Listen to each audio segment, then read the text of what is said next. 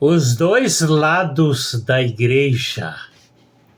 Jesus, depois de ouvir dos apóstolos sobre a opinião pública a seu respeito, perguntou aos apóstolos: quem vocês acham que eu sou? Pedro, em nome dos 12, respondeu a Jesus, dizendo-lhe: Tu és o Cristo, o Filho do Deus vivo. Jesus lhe disse: Bem-aventurado és tu, Simão, filho de Jonas. A tua resposta não revelou carne e sangue, mas meu Pai que está nos céus. Porque eu te digo que o teu nome é Pedro. Na tua afirmação sobre o Filho do Deus vivo, a rocha eterna, edificarei a minha igreja, e as portas do inferno não prevalecerão contra ela. Mateus 16, versículos 13 a 18.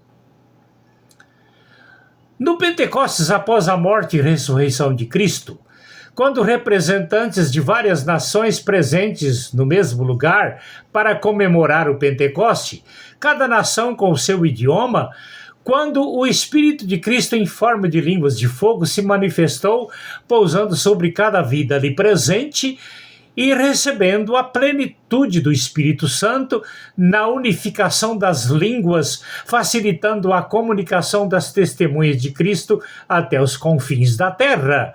Atos capítulo 1, versículo 8 e Atos capítulo 2, versículos de 1 a 4. Na visão dos textos acima, adaptamos uma interpretação prática para a melhor compreensão das mensagens dos textos. Os dois lados da igreja. Em Mateus 16, 13 a 18, a promessa de Jesus sobre a edificação da sua igreja foi no sentido de corpo espiritual de Cristo.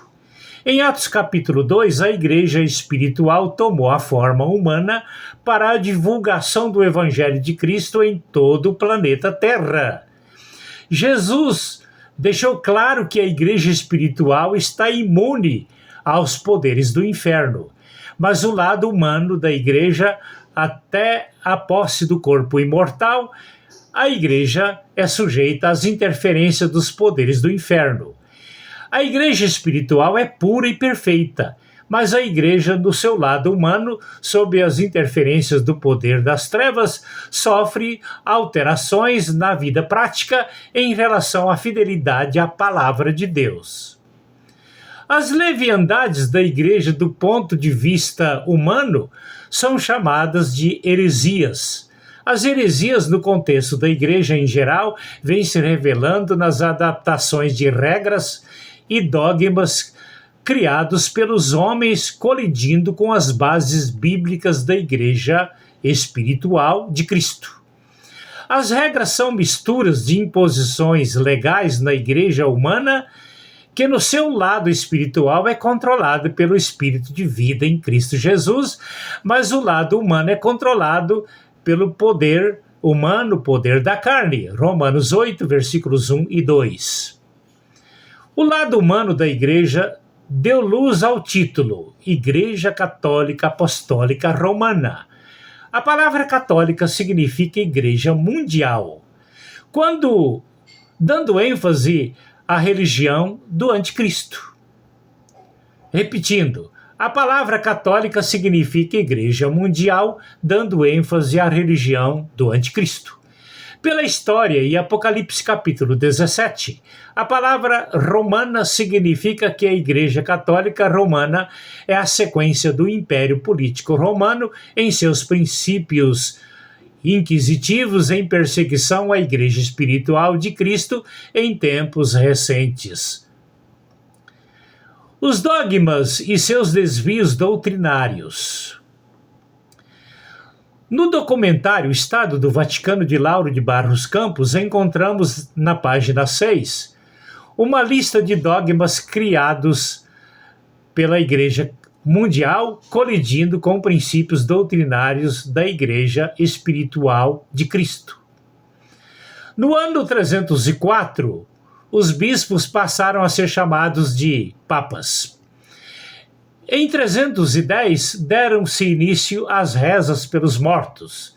Em 320, o uso das velas passou a fazer parte dos cerimoniais da igreja.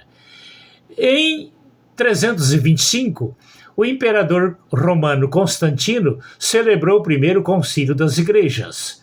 Em 381, a Igreja Cristã recebe o nome Igreja Católica.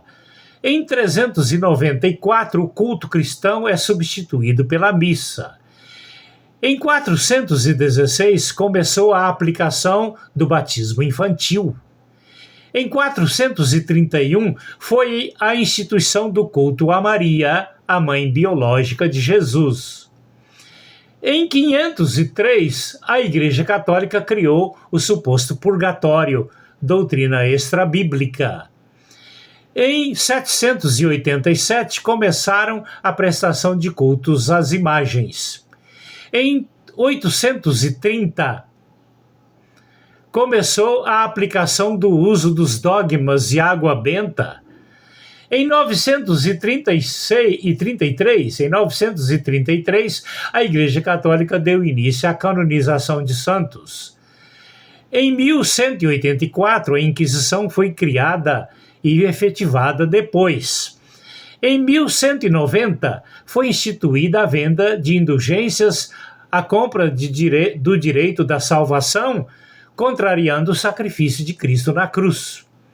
Em 1200, a hóstia passou a substituir a ceia. Em 1215, a Igreja Católica decretou a transubstanciação, isto é, Jesus literalmente presente nos elementos da hóstia, enquanto o texto bíblico diz que o pão e o vinho são elementos memoriais do corpo e do sangue de Cristo. 1 Coríntios 11, versículo 25.